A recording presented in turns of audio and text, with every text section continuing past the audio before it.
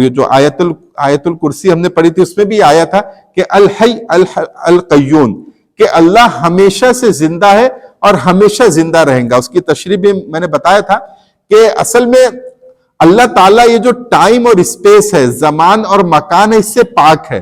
اللہ پہ زمانہ نہیں گزرتا، اللہ پہ ٹائم نہیں گزرتا، اللہ کو مکان کی ضرورت نہیں ہے، اس لیے اللہ ہمیشہ سے ہمیشہ رہیں گا۔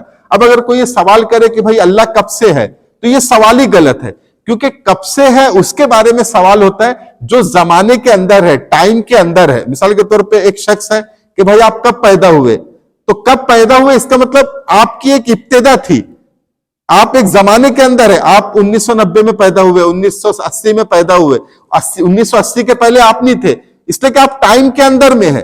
اللہ ٹائم سے باہر ہے، اللہ زمانے سے باہر ہے، اللہ کو نہ ٹائم کی ضرورت ہے نہ مکان کی ضرورت ہے، تو اللہ کے لیے سوال ہی غلط ہے کہ اللہ کب سے ہے۔ ہم پہ ٹائم گزر رہا ہے، اس لیے ہم ایک مدت تک رہیں گے۔ مثال کے طور پہ ایک بچہ پیدا ہوا، اب پیدا ہونے کے بعد 10 سال گزرا تو وہ 10 سال کا ہو گیا، پھر 10 سال گزرا وہ 20 سال کا ہو گیا، پھر 10 سال گزرا وہ 30 سال کا ہو گیا، جوان ہو گیا، پھر 10 سال گزرا ابھی وہ بڑا آدمی بن گیا، پھر 50 سال 70 سال گزرے وہ بوڑھا ہو گیا۔ وقت جیسے جیسے گزرتے جائیں گا آدمی کے اندر تبدیلی آتے جائیں گی، پھر 80-90 سال میں وہ مر جائیں گا، اس کے اختتام ہو جائیں گا۔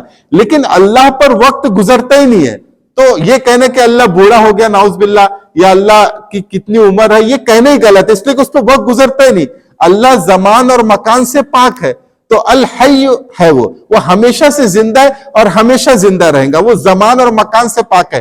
ہم زمانے کے اندر ہے، ہم ٹائم کے اندر ہے، اس لیے ہماری ایک ابتدا ہے اور ایک انتہا ہے، لیکن اللہ کی نہ کوئی ابتدا ہے نہ کوئی انتہا ہے، اس لیے کہ وہ زمان اور مکان سے پاک ہے، وہ ٹائم اور اسپیس سے پاک ہے۔